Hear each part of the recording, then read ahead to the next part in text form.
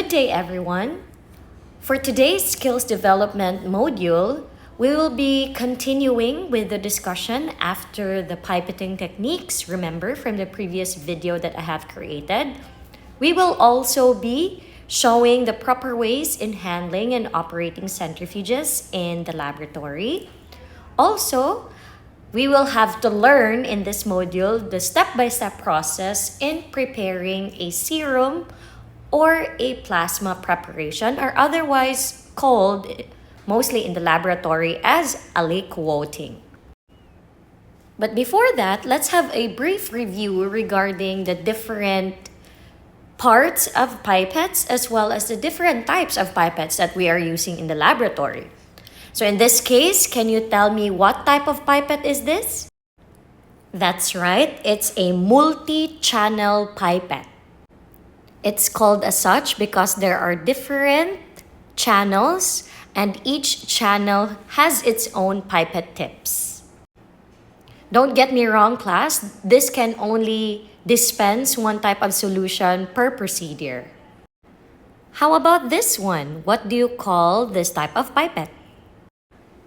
It is a serological pipette attached to an electronic pipette controller.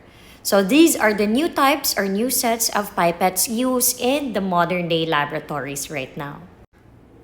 This pipette is also another pipette controller, and as you can see, the serological pipette is still attached to it. So it's also a pipette controller.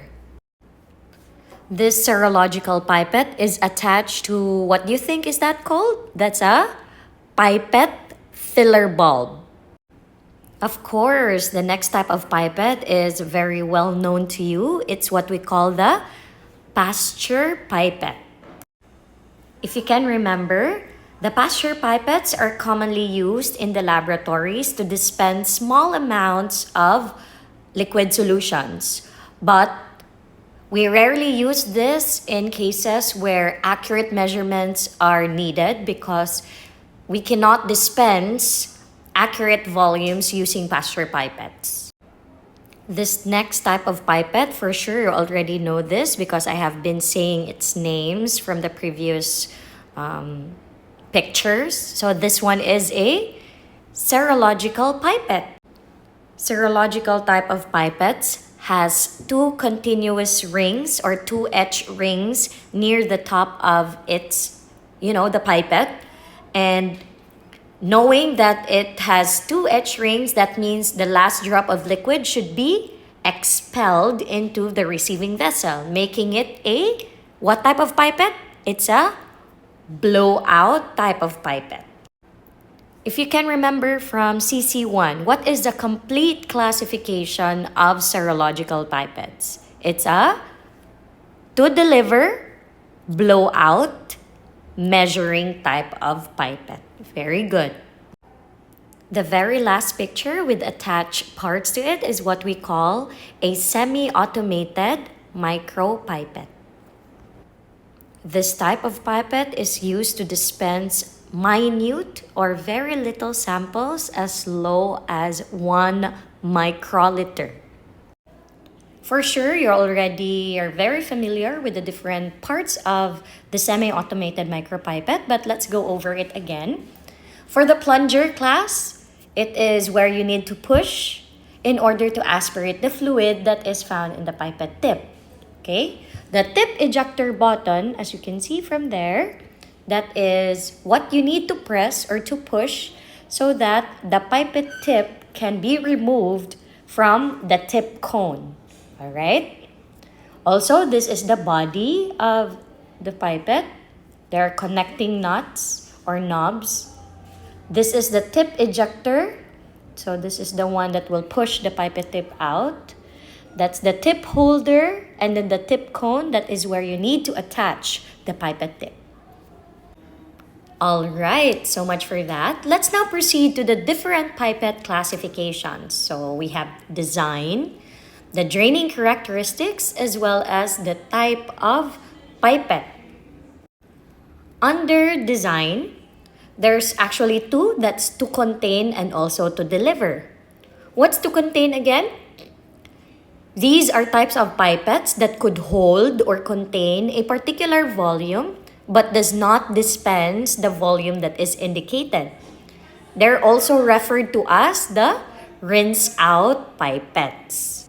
Just for a recap, what is the calibrating medium used for to-contain type of pipettes? That is mercury. Very good. And the examples of to-contain type of pipettes include the Sally pipette, the long levy type of pipette, also some micropipettes.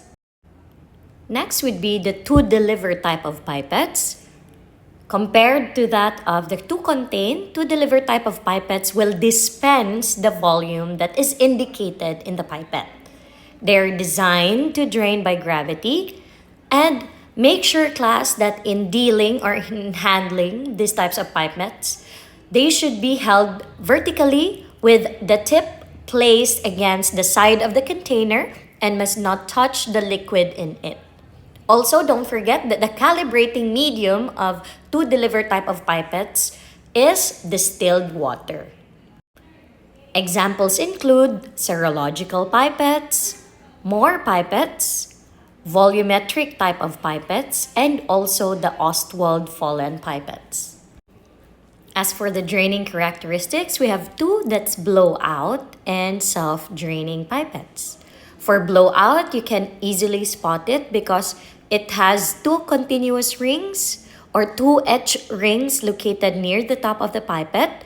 This means that the last drop of liquid should be expelled into the receiving vessel. As for self-draining type of pipettes, you will never see any ring markings located at the top of the pipettes, and draining is by gravity. Make sure the tip of the pipette for self-draining type of pipettes should not touch or be in contact with the accumulating fluid in the receiving vessel during drainage. And last but not the least, the different types of pipettes or where do they belong.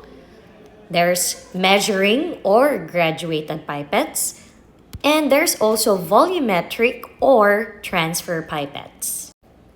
You can also easily spot the difference between volumetric or transfer pipettes from measuring or graduated pipettes because measuring or graduated pipettes, class, they are long cylindrical tubes that are drawn out to the tip and are calibrated in uniform fractional volume measurements. Examples include, what are these? The one that we did during the proficiency, that's the Moore and serologic pipette. As for the volumetric or transfer type of pipettes, they're very distinct in appearance because they're shaped like rolling pins with a large belly. There's a blunt end, that's the neck part, and the tapering end, there's a tapering end, that's the tip, or that is where you will dispense the solution. Examples include the Ostwald-Follen earlier and the volumetric type of pipettes. I know, class, that you're all now very proficient when it comes to the pipetting techniques as well as the different classification of pipettes. Let's now proceed to our new topic, that is the operation of the centrifuge.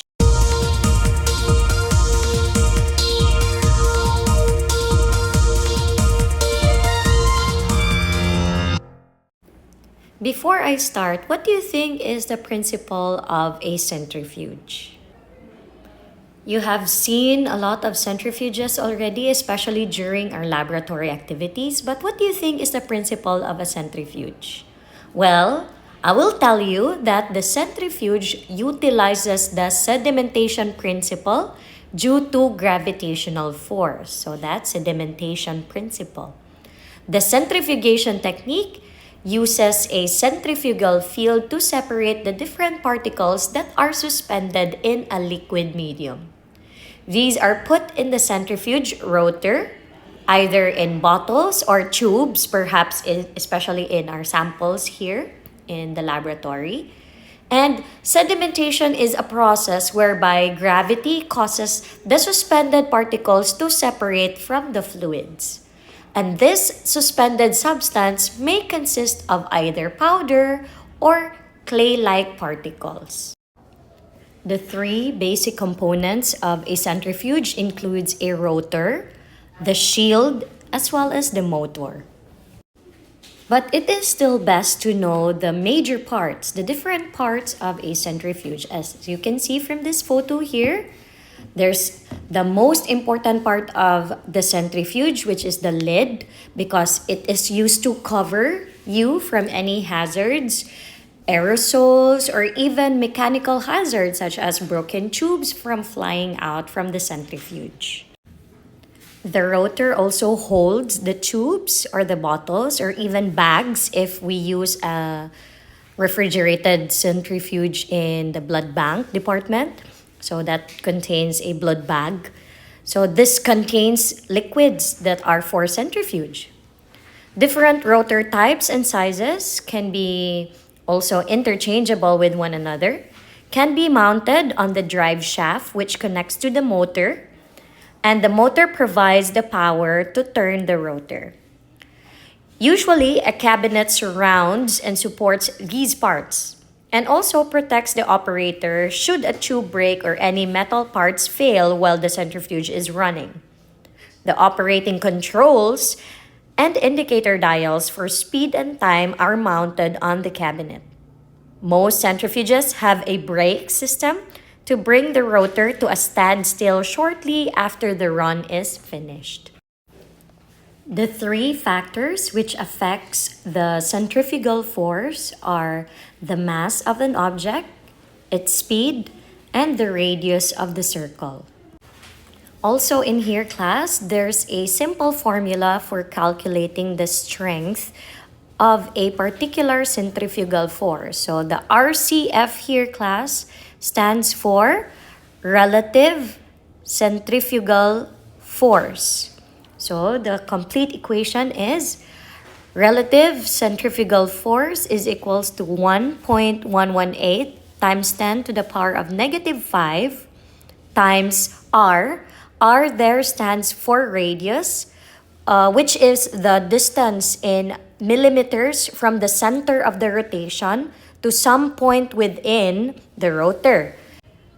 You also multiply it with the revolutions per minute squared. So RPM there class stands for revolutions per minute. So this is the complete equation in order for us to compute for the RCF or the relative centrifugal force. There are also different types of centrifuges, and that includes 1. The horizontal head or swinging bucket centrifuges. This allows the tubes to attain a horizontal position in the centrifuge when it is running or when it is spinning. And when the centrifuge is not used, it attains a vertical position when it is not moving. Another type would be the fixed angle or the angle head centrifuges. These are the common centrifuges that we use here in the laboratory. So this holds the tubes at a specified angle, usually around 25 to 50 degrees to the vertical axis of the rotation. Like to summarize the difference between the fixed angle as well as the horizontal head centrifuges, you can see that in the swinging bucket or the horizontal head centrifuge, the pellets or the pelleted material will form at the bottom of the conical centrifuge tube. While compared to that of the fixed angle centrifuge, the tubes processed will form a sedimentation on the side. So this could be problematic if the solids get caught in the angle of the tube. But all things being equal class, if you just think about it, the fact that swinging bucket rotors offer a more superior sedimentation location, so this means it makes it obvious that this is the best choice for centrifuging samples. However, fixed angle centrifuges offer valuable features that often make them a more desirable choice. So why? Why do you think so? First class, it's due to their simple and efficient tube spacing. That's why fixed angle rotors can hold a greater quantity of tubes compared to that of the swinging bucket counterpart, right? This means that it is more practical for high throughput applications, especially in the laboratory. We deal a lot of samples. That's why it is preferable to have a fixed angle centrifuges in the lab. Next type of centrifuge includes an ultracentrifuge. These are commonly used to separate lipoproteins.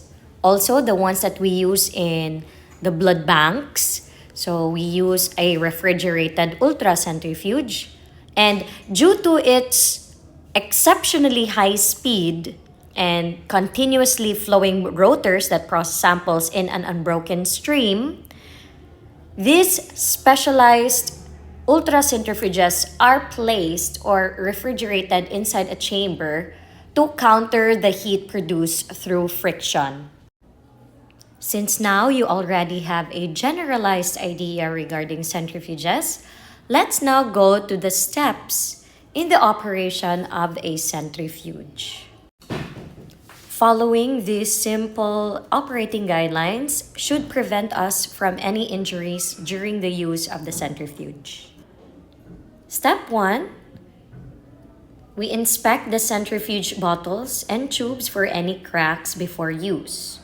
We all know, class, that a centrifuge can spin at such high speeds, and so the liquid sample can easily become an aerosol if it is not properly contained. Therefore, cracked tubes can fracture at high speeds or at the very least, leak the liquid into the rotor. At all times, class, before we start with the procedure, we discard broken or cracked tubes to prevent them from accidentally being used in the future. Step 2. Cap tubes with the proper lid. Tubes that have been specified for use with the centrifuge have a proper cap or lid that seals completely the tube. Using a different lid or covering, such as a foil or some wrap, can easily lead to spills within the centrifuge. Making an aerosol of your sample can be hazardous to your health and also to the environment. In addition, it can lead to loss of precious samples as well. Step 3. Wipe the outside of the tube with disinfectant before placing it in the centrifuge.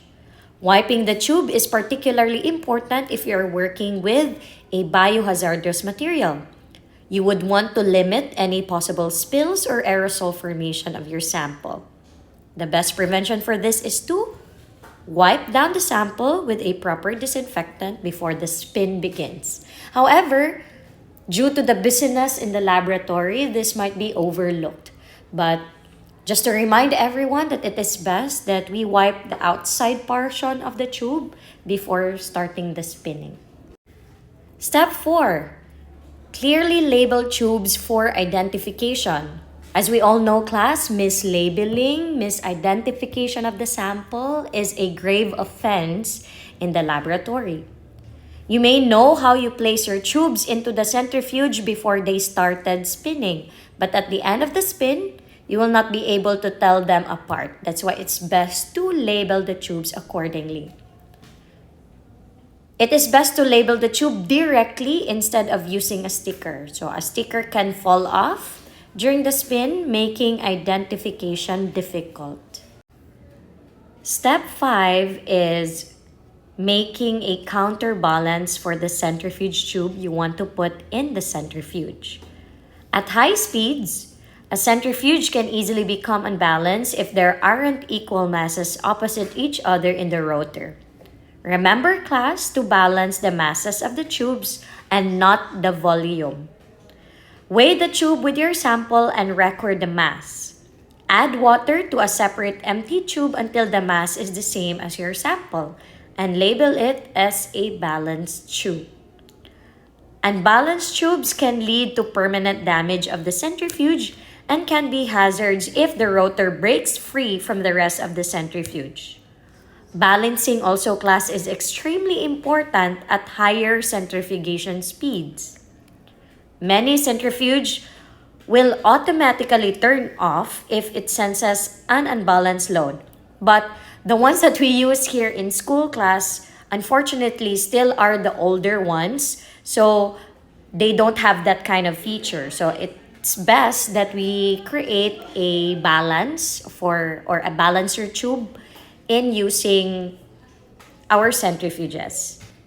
Next would be the using already of the centrifuge. So step 6 would be placing the centrifuge on a firm, level surface.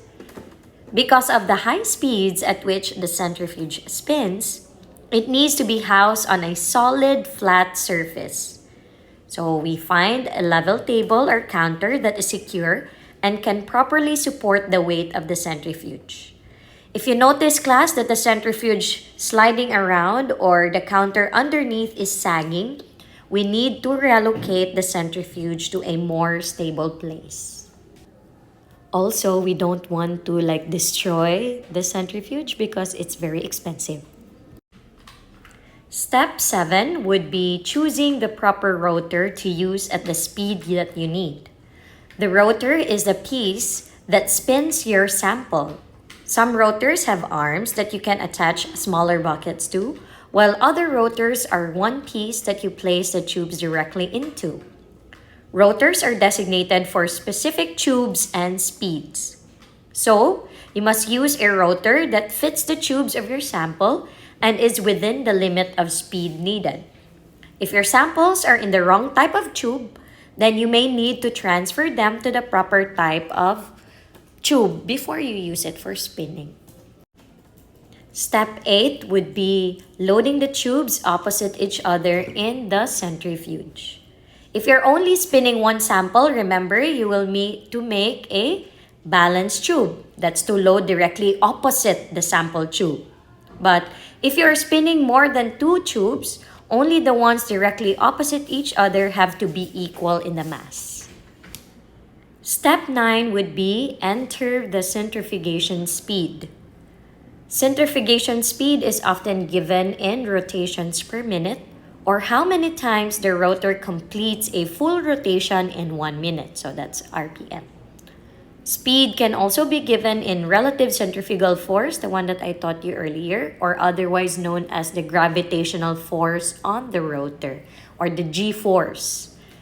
Modern-day centrifuges are digital and have settings for both. The speed at which you spin your samples is dependent upon what you are spinning. In spinning our samples, we always follow the laboratory manual or the required spinning speed of the sample to be spun. Step number 10, keep a safe distance while the centrifuge is running. Bumping or moving the centrifuge during use can cause an imbalance and lead to injury. Larger centrifuges can spin at very high speeds and are extremely dangerous if they become unbalanced. Step 11 is turning off the centrifuge if it is wobbling. After starting the centrifuge, stay close until it gets up to full speed in case it needs to be turned off. When a centrifuge is off balance, it may either shake or wobble. This can damage the equipment and can also lead to injury in severe cases. If in any case, class, you cannot get to the power button, you can simply unplug the centrifuge. As what I've said earlier, many centrifuges will automatically turn off if it senses an unbalanced load.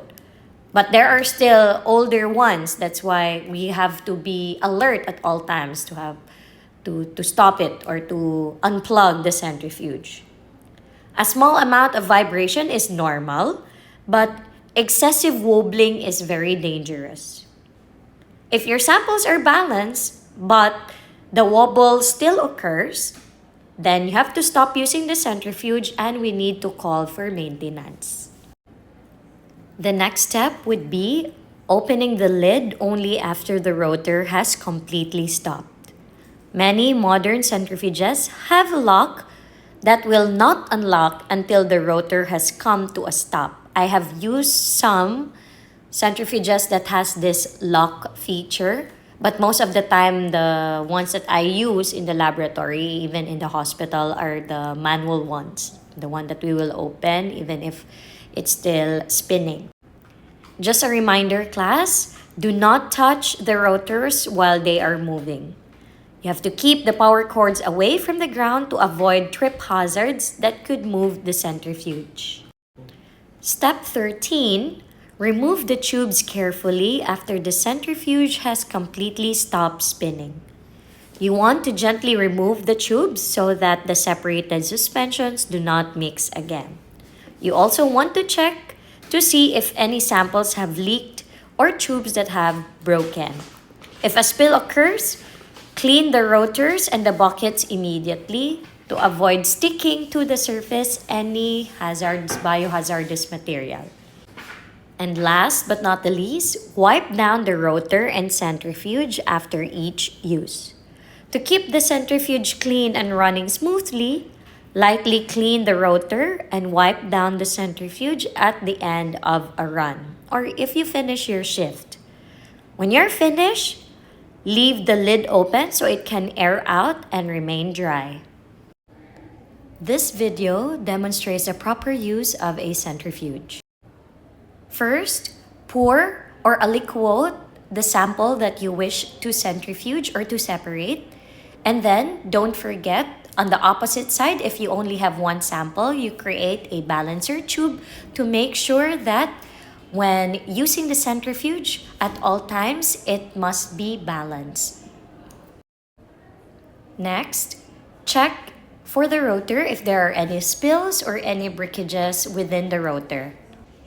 When placing a test tube, class, remember to keep track of the position number where you place the sample, but it is still best to place or clearly put a label on the tubes that you are using to avoid misidentification of the sample.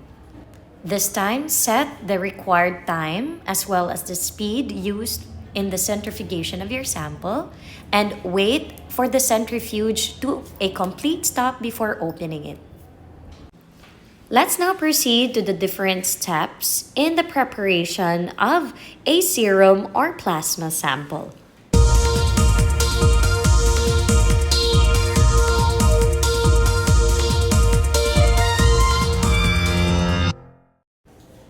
Before we proceed with that, let's define what a serum sample means.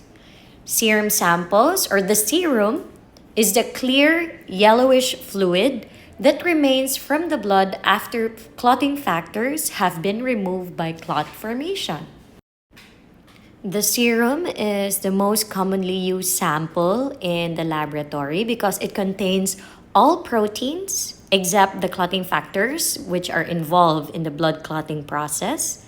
It also includes all the electrolytes, the antibodies, even the antigens if we want to detect it for serology, hormones, and any exogenous substances that includes drugs and even microorganisms. It also does not contain all the formed elements of blood, which includes the blood cells such as white blood cells or the leukocytes, and the red blood cells or erythrocytes, and also the platelets.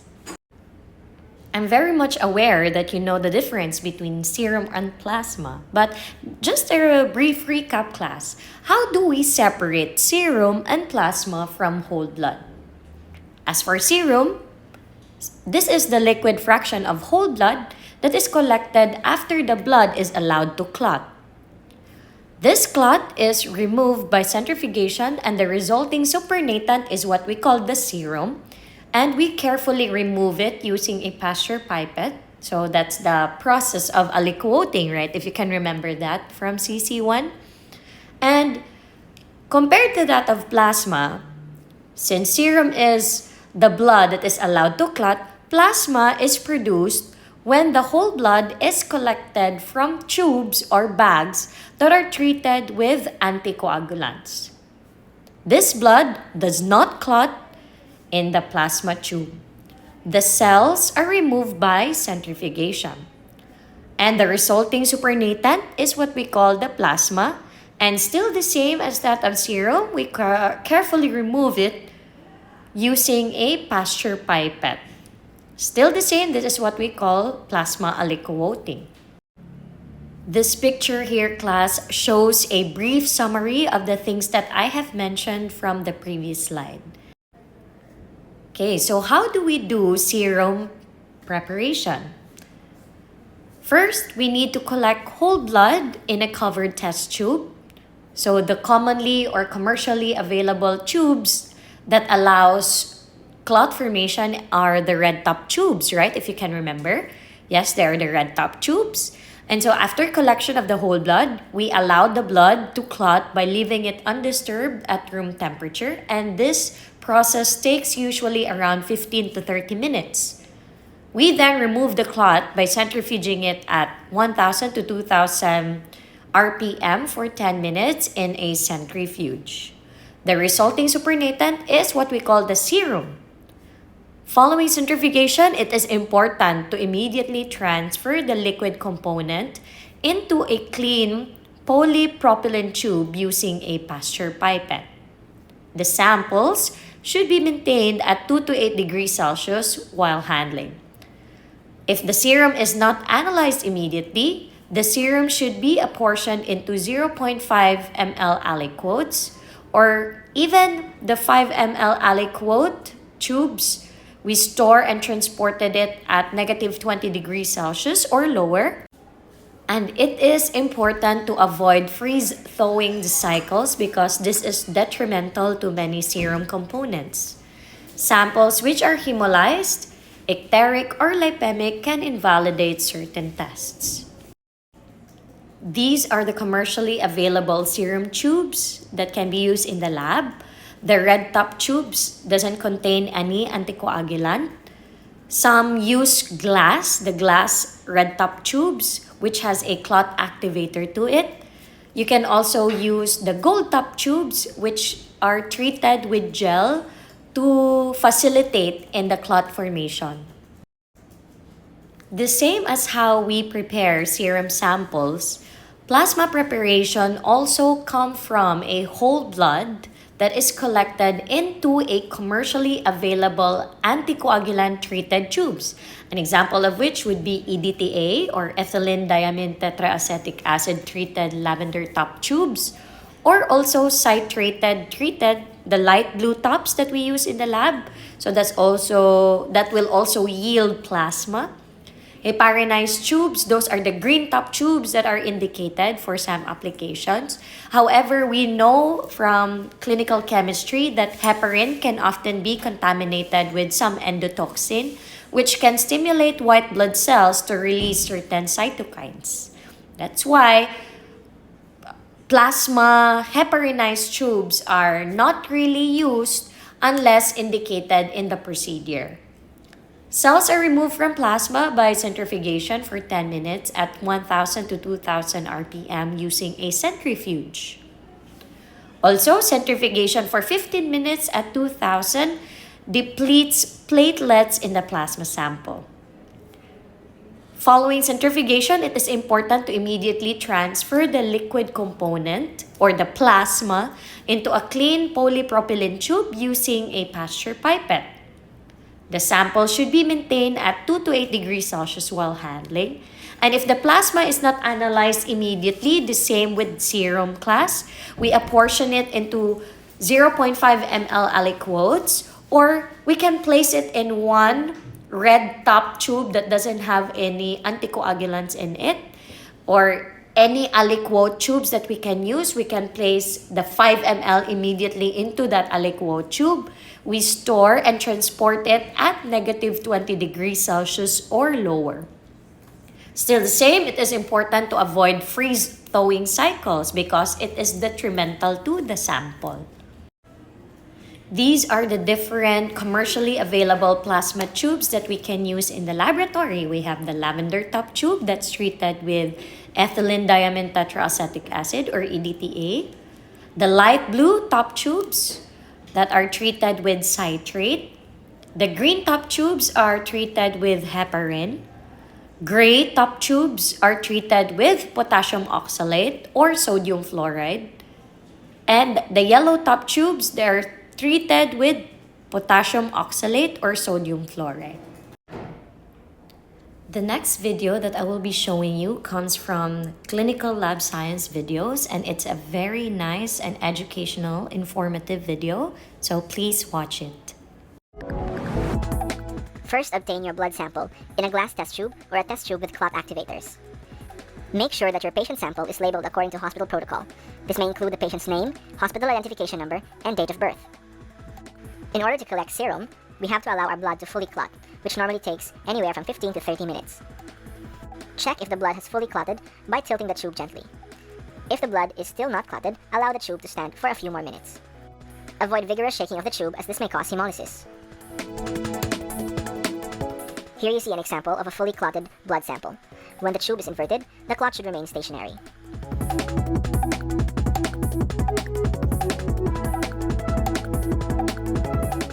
Next, centrifuge the clotted tubes at 1000 to 2000 Gs for 10 minutes.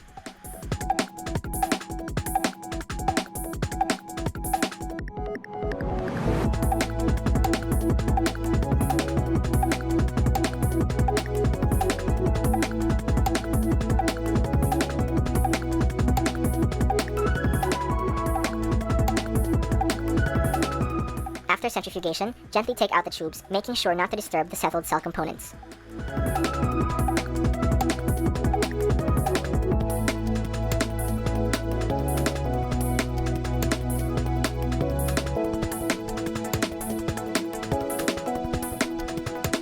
Oftentimes, after centrifugation, you will encounter a gel-like substance in your tube which prevents you from collecting the serum.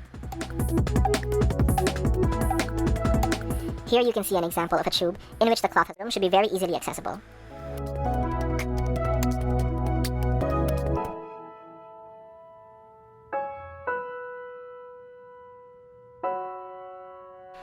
To remove the gel, rim the tube by gently running a toothpick along the tube's inner walls. After, re-centrifuge the tube for 1 to 2 minutes.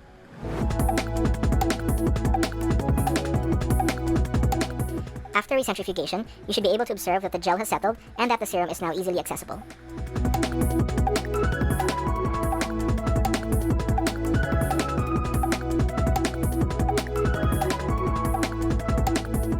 Prior to testing, transfer the patient's serum into a new clean labeled test tube.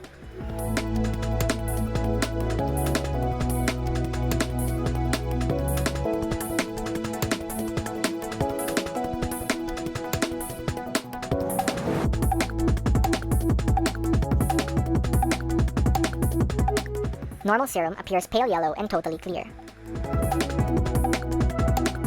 Here we have examples of serum that should be rejected when encountered in the laboratory. First is our lipemic serum. Notice that it is more turbid compared to our normal serum. This is due to an increase in lipids in the blood, namely your triglycerides.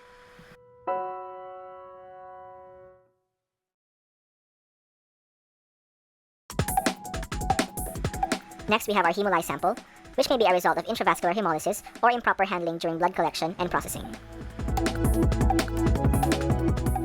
To ensure that there is no contamination from cellular blood elements, re-centrifuge the tube for another minute.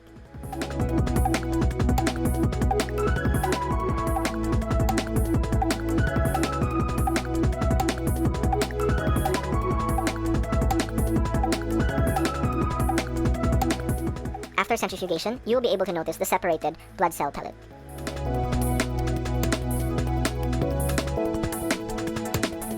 Being careful not to disturb the blood pellet, transfer the serum into a new test tube.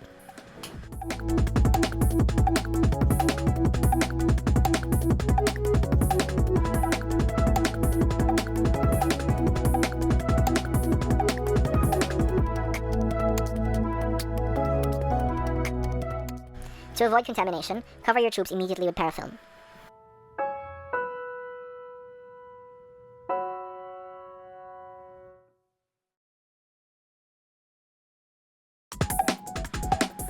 Serum samples can be used immediately or stored in the refrigerator for 2 to 3 days until use. These are the different references that I have used in the making of this lecture video. So if you want to scan through and read more, you may use these references that I have stated in the video.